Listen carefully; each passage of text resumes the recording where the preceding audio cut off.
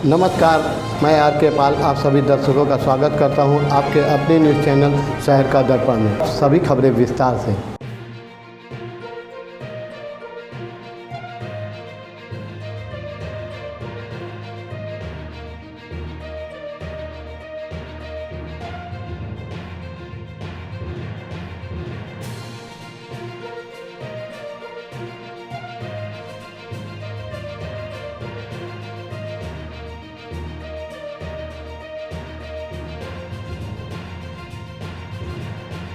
संपन्न किया जाता है, तो उनके लिए स्पेशल पूरे दिन का एक वर्कशॉप किया जा रहा है जो 16 तारीख को कलाम सेंटर में होगा।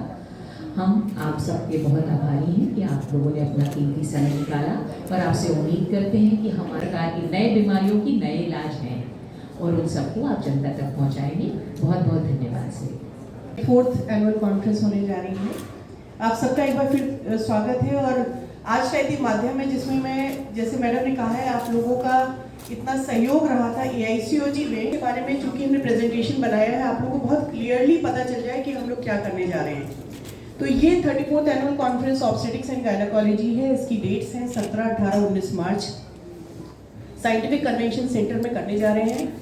इसका थीम है redefining women's health, redefining women right from the childhood to the menopause या till the extreme of age, Beacon 2023। इनके जो ऑर्गेनाइजिंग कमेटी है मैं आपको रूबरू करा दूं। पहले डॉक्टर चंद्रावती जी, जिनके संरक्षण में सारे काम होते हैं, जो ऑर्गेनाइजिंग चेयरपर्सन है। 4 बजे तक हैंड्स ऑन ट्रेनिंग हो रही है हेल्थ केयर वर्कर्स की, जिसमें मेडिकल कॉलेज की नर्सिंग स्टाफ प्लस आपके प्राइवेट सेक्टर, जो एक बहुत इंपॉर्टेंट कॉज है मैटरनल मॉर्टेलिटी का। जैसा कि अभी हम बता रहे थे, मैटरनल मॉर्टेलिटी पर 10,000 लाइफ बर्थ है।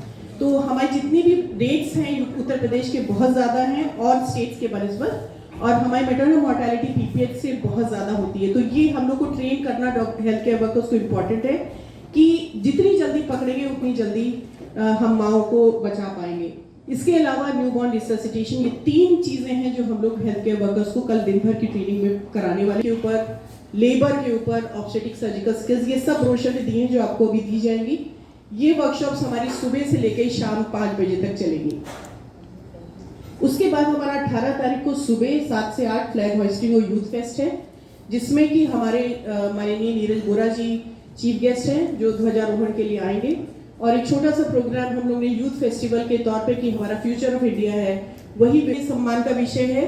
डॉक्टर चंद्रावती जी हमारी सबसे रिस्पेक्टेड लेजेंड है लखनऊ की, और UPCOG में पहली बार उनके नाम से पोस्ट ग्रेजुएट क्विज स्टार्ट होने जा रहा है। तो ये एक बहुत इंपॉर्टेंट हमारा एजेंडा है जो रिप्रोडक्टिव हेल्थ पे पूरे यूपी भर से पोस्ट ग्रेजुएट्स इस क्विज में पार्टिसिपेट करेंगे, और जो फर्स्ट 3 टीम्स होंगी उनको प्राइज दिया जाएगा। इसके बाद हमारी कुछ ओरेशंस हैं जो हम लोग के इंपॉर्टेंट ओरेशन, जो meditation and discover life secrets पे बोलेंगे। इसके बाद हमारे 3 ओरेशंस फिर होंगे और उसके बाद वैलिडिटी होगा। नेक्स्ट, ये स्किल स्टेशंस के बारे में जो हम बताने जा रहे हैं, जो कल वर्कशॉप होने वाली है, ये हमारी 9 कंट्रीज से एंडोर्स्ड है। जो south Asian federation of obstetrics and gynaecology संस्था है, उससे ये एंडोर्स्ड है। ये जैसे आप देख रहे हैं, ये सारे लीडर्स हैं, जो कोई श्रीलंका का प्रेसिडेंट है, कोई कहीं से है, तो ये सारे लीडर हैं और काफ़ी एडवांस्ड ट्रेनिंग्स होंगी। तो ये एक बस है जो पे और नॉटिंग पे कि हम लोग सर्जरी करें तो किस तरह से हैंड्स ऑन ट्रेनिंग दी जा सकती है, खासतौर से लैप्रोस्कोपी और हिस्ट्रोस्कोपिक सर्जरीज में किस तरह से ट्रेनिंग दी जा सकती है। इसके अलावा हमारा इस बार का थोड़ा सा ये हर साल स्टेट लेवल पे होती है और ये यूपी का चैप्टर है जिसमें यूपी की सोसाइटी से इन्वॉल्व होती है। हम लोग कई बार पहले भी यूपी कॉन्फ्रेंस कर चुके हैं और ये 34th annual conference of UP society की है। मेन एम इसका होता है कि हम रिसेंट एडवांसेस से जो नई चीज़ें हैं उनसे अपने डॉक्टर्स को रूबरू करा सकें, उन्हें बता सकें, सिखा सकें। हम वर्कशॉप्स के ज़रिए उनको हैंड्स ऑन ट्रेनिंग देते हैं और नई नई चीज़ें जो आई हैं 1 साल के अंदर, और उसमें क्या करना चाहिए, क्या हमारे डॉक्टर्स को जानना चाहिए। उसके साथ साथ हम ये भी देखते हैं कि जो हमारे जूनियर डॉक्टर्स हैं उनको रिसर्च पेपर कैसे लिखने चाहिए, कैसे प्रेजेंट करने चाहिए, किस तरह से वो कॉन्फ्रेंस में पार्टिसिपेट करें, इन सब तरह की चीज़ें के लिए एक तरह का प्लेटफॉर्म है। कोविड के बाद ऐसे क्या नए केस आए हैं जो महिलाओं में पाए जा रहे हैं? कोविड के टाइम तो बहुत कुछ हुआ था कि कोविड की वजह से कई बार अनएक्सप्लेन्ड बच्चों के अंदर डेथ हो जा रही थी, बच्चों का कारण ग्रोथ का रुक जा रहा था।